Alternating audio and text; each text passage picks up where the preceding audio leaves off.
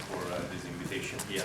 My name is Michele Bianchi. I'm from University of Urbino, and I'm here for a visiting period to collaborate with Marcelo Vieta, academic member of the OISI, and we're working on the bond between community and cooperatives. So I want to give you this point that is a very theoretical analysis of the relation that can be established between the world of cooperatives and local communities.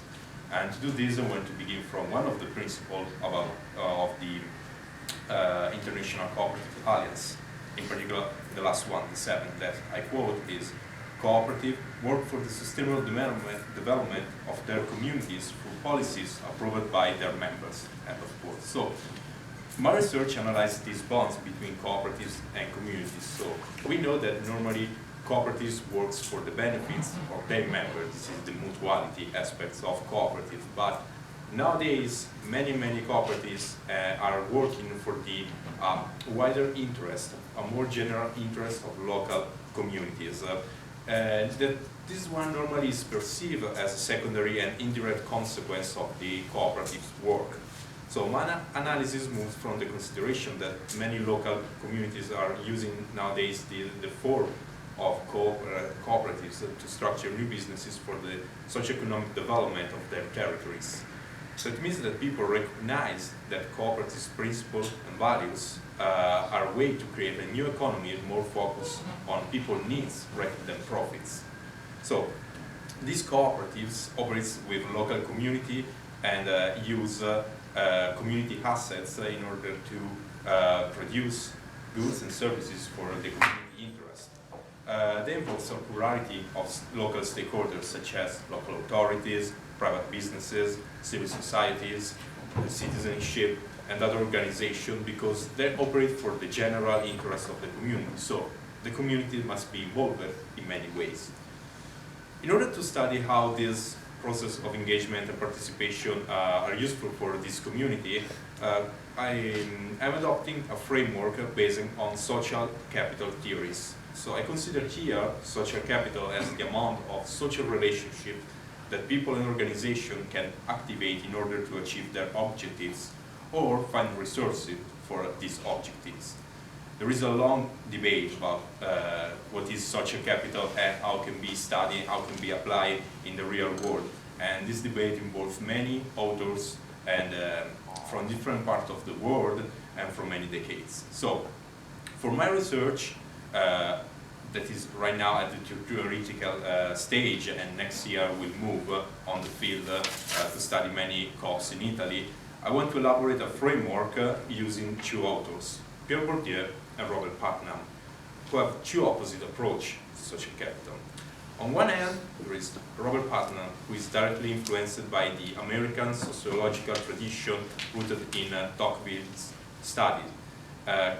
This approach can explain the reason why people collaborate and constitute new co-ops to solve collective problems.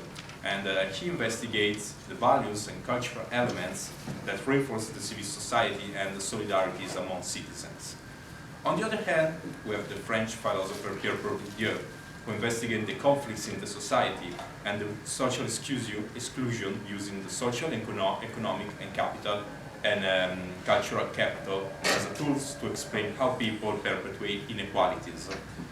So, I want to figure out if it is possible to read the cooperative phenomenon from both the perspectives. Understand the reason and social forces that sustain the community co-ops projects and enable this to be effective.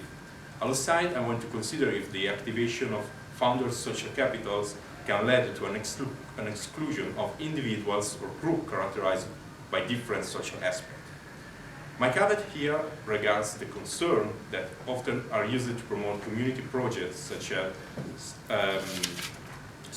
my caveat here regards the concept that often are used to promote community projects such as inclusion, participation, engagement.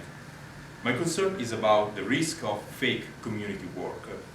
We can pretend to be inclusive with the community, but in the end, we could just involve people and resources present in our social sphere, and that would be very, very dangerous in many cases. As I said before, my research is right now at the theoretical stage, and I need empirical confirmation for what I'm saying here. But after many years in cooperative and community development sector in Italy, I've pointed out this risk, and I decided to spend my PhD career working on this topic because, remember, all that glitters is not gold.